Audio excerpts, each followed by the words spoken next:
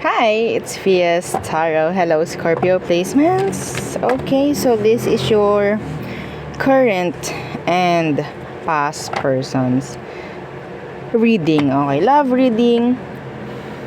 O, diba? Nag-cleanse tayo. Dahil kakagaling lang natin sa mga clients. Okay, kakatapos ko lang sa clients. Now, sa inyo naman. Okay? So, let's see. Scorpio placements. Okay, again, before tayo mag-start, kung hindi ka pa nakakapag-subscribe, please do subscribe and hit the notification bell para lagi po tayo maging updated sa mga mangyayari pa lang. And kung may tanong, pagdating po sa private reading, just message me sa akin pong FB page for more info. Ganun rin po pagdating sa ating mga charms. Okay? Charm. So, ito pa yung isa natin. So, ito yung ating pangalis, pangtaboy ng mga blockages. Okay, the MALAS. O, diba? Daalat. Yan. O. So, ito naman yung ating 2-in-1 Love and Money Bracelet. So, ito yung maganda pagdating po sa pagninegosyo, sa mga connection. If you're single, pwede yan sa'yo. Okay, dapat wala kang blockages. Oo. Okay? Kasi kung meron man, may ipon lang yung ibibigay nito. Hindi papasok sa energy mo. Okay? Kaya madalas, mas maganda, sabayan nyo na nito. Okay? And yung ating grantor necklace. So, si grantor, siya yung taga-grant. Okay? Ng inyong mga minamanifest. And tagapagbigay po ng surprises at least twice per week. Yes. Okay? So, ganun din, dapat wala kang blockages para pumasok yung mga i-grant niya. Okay? So, yeah, available din yung ating mga evil eye protection. So, magkaiba siya dito, Iba siya dyan kay cord cutting. And syempre, available din yung ating mga pang-cleanse. Okay? Cleansing kit. So, ito yung white sage natin, by the way. So, sinisindihan yan. Pinapausok. O, diba? Para ma-cleanse yung energy ng room, ng bahay nyo, ng business nyo. Okay? So, ganun rin pagdating sa inyong mga charms. Itatabi nyo lang yung inyong mga charms. So, yeah. Pausukan nyo. Kaunting oras, kaunting minuto. Okay na yun. Plus, may kasama siyang selenite crystal. So, si selenite naman, siya yung nagre-recharge. O, diba? Na-cleanse na, marirecharge pa. So, yes, again, kung may tanong, message na lang po. No? So, unahin natin, Scorpio. The current person. So, anong kailangan mong malaman? Current person. So, sino ba yan? Scorpio. Sino ba to? Sino ba yan? The Magician. Could be a Virgo. Okay. Andun yung control. I'm hearing control. Okay. So, the King of Swords. Kunin ko yun. Ito naman ay hindi mga nabuksan. So, ito lang. So, could be an Aquarius. Okay, the King of Swords. The Magician and the King of Swords. I think this person is sabihin nating matalino. Matikha. Okay? Lagi itong may sariling desisyon, may sariling plano. Okay? Some of you open ang communication nyo nga. Pero, sa tingin ko, parang iisa lang ang nasusunod dito. I am hearing control. Yeah, the Empress in reverse. Okay? So, tingin mo sa taong to, siya yung parang kailangan mo. Kapag nawala siya, naku, paano na? Parang ganon. Hindi para sa lahat, pero may nakuha akong ganong energy. So, let's see. Anong kailangan mong malaman sa person mo? Dito sa current. Sa kasama mo, Okay? Diyan sa nasa isip mo. Hindi, dapat wala kayong separation. Okay? Nandyan yung magka-connect kayo, magkausap kayo, magkasama kayo. Kung hindi man magkasama, open kayo. Okay? So, anong kailangan mong malaman sa kanya, Scorpio? The Lovers in reverse. Why? So, sa ngayon, ang nakikita ko dito, pagdating sa Lovers in reverse, merong hindi okay. Hindi pagkakaintindihan, maybe. Yeah, the Wheel of Fortune. Medyo, sabihin natin, hindi ganon ka-smooth yung flow ng inyong connection, I think. Ay, buhay. The star is here. Okay. So, I think, sa situation ninyo, pwede kasing walang nangyayaring partnership eh. Like, partnership, di ba kapag partnership, dapat pareho. Okay? Kung anong ginagawa niya, ginagawa mo. Okay? Kung anong pwede niyang puntahan, napupuntahan mo rin. Kung anong desisyon meron ka, makikinig yung isa, ganun din, vice versa. Pero I'm hearing this connection na parang meron ditong hindi nag-grow. Meron ditong nalilimitahan. Mga Scorpio.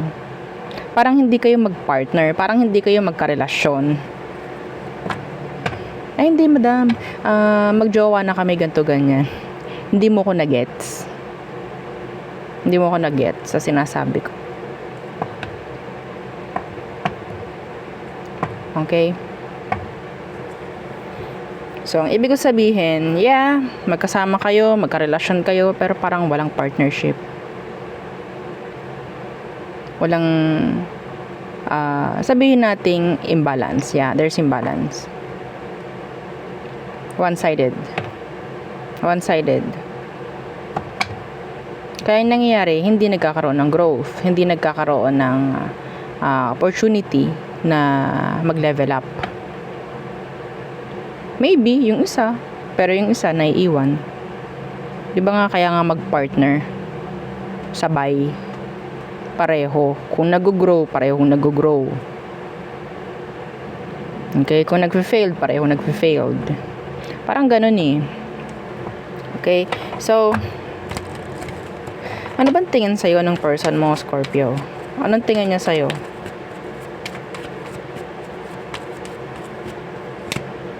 Seven of Cups in reversed. And the Nine of Wands in reversed. Ikaw lang yung takbuhan niya. Yes. Nasanay siguro sa'yo tong person mo, Scorpio. Na ikaw lagi yung nagsasabi ng dapat gawin, ganito, ganyan. The reading could be sabihin nating flip. Pwedeng ma-flip yung energy kung sakali man. Okay? Ikaw yung parang pinakatakbuhan niya, ikaw lang yung pwedeng sumalbas sa kanya, parang ganyan. Ganun ang tingin sa'yo. Okay? Ano bang tingin mo sa person mo, Scorpio? The Six of Wands. And the Page of Cups. What? Really? Siya yung parang batang kaya mong maniobrahin, kaya mong pasunurin. Eto nga, oh.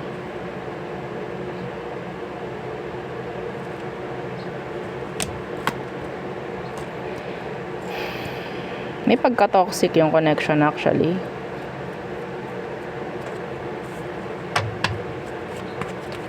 Hindi nakikita yung kanya-kanyang role. Okay? Yeah. The Three of Swords. It's like, okay lang naman kami dito. Nandun kayo sa energy po na parang nasa comfort zone kayo. Okay? Again, kapag nasa comfort zone kayo, komportable kayo sa isa't isa, hindi naman masama, pero nawawala yung gain. Okay, nawawala yung pwede pang i-improve. Okay, so yun.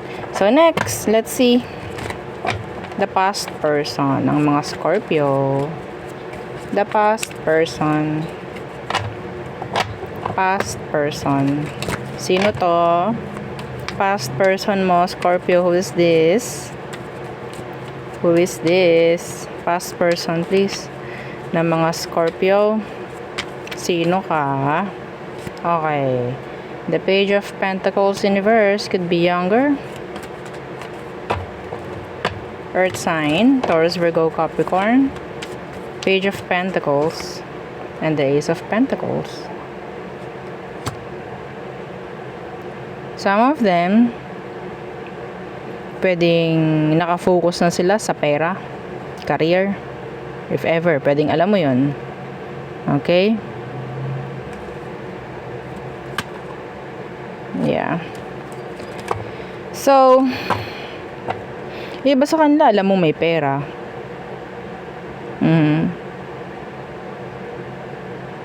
Nakakita ka pa rin, Scorpio, sa kanya ng another chance, or gusto mo pa rin ng another chance with them. Yes. Anong kailangan mong malaman ngayon sa person mo? Dito sa ex mo, sa past person mo, anong kailangan mong malaman?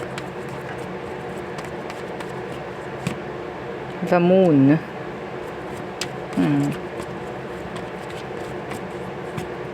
The devil. What? Some of them, ito andun yung energy ng depression. Hindi para sa lahat. Pero, nakikita ko yung iba sa kanila, they're depressed. They're sad. They have anxiety. Andun yung may bisyo sila ngayon.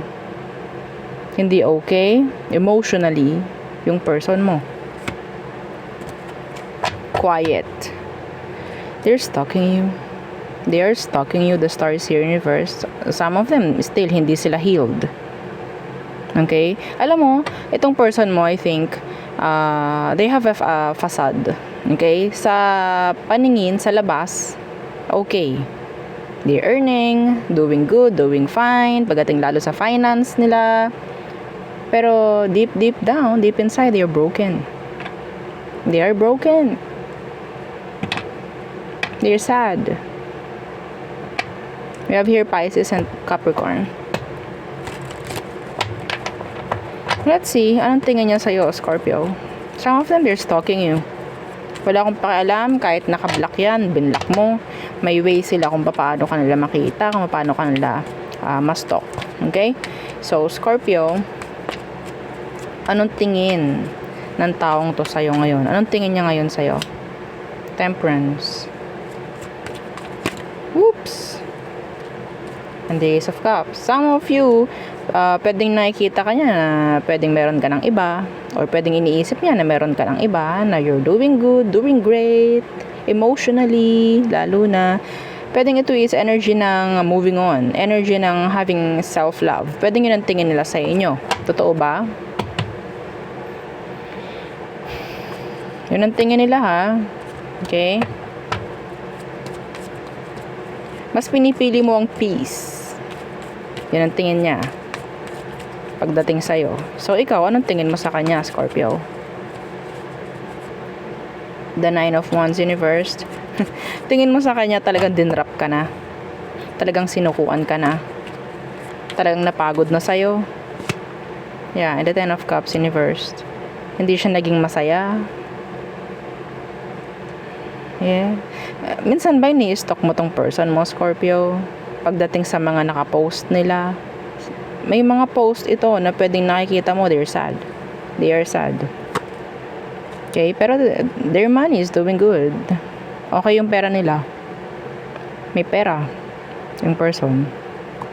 Pero they're broken. Okay? They are broken. Feeling attached pa rin yung person, I think. Okay? Some of you, you're still attached pa rin to each other. Okay?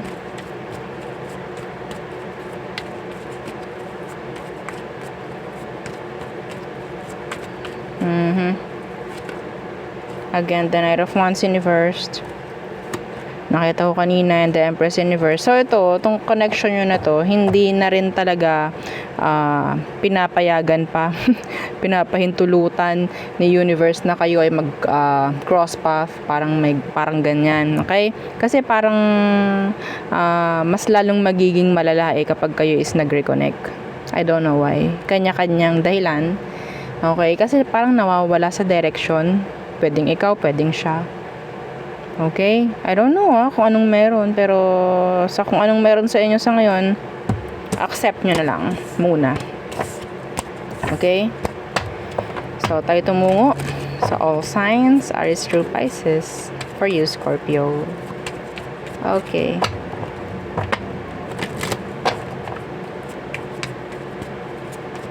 Let's see.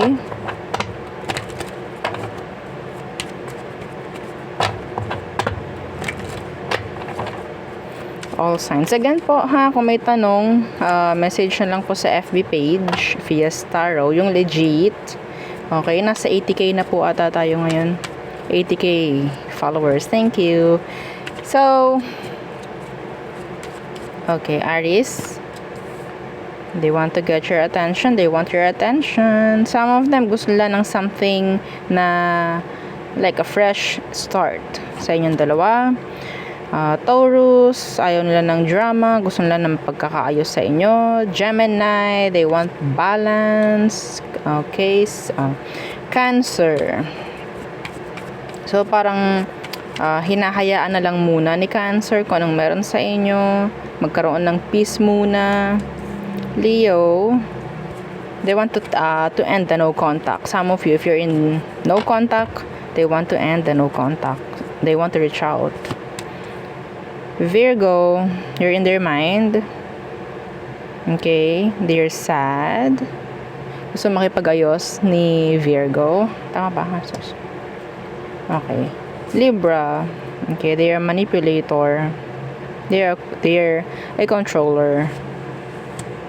Okay. Scorpio, andun yung energy ng kagustuhan pa rin na bumalik. Yes. Kagustuhan na magtiwala muli. Parang may ganun. Okay, so ano na ba tayo?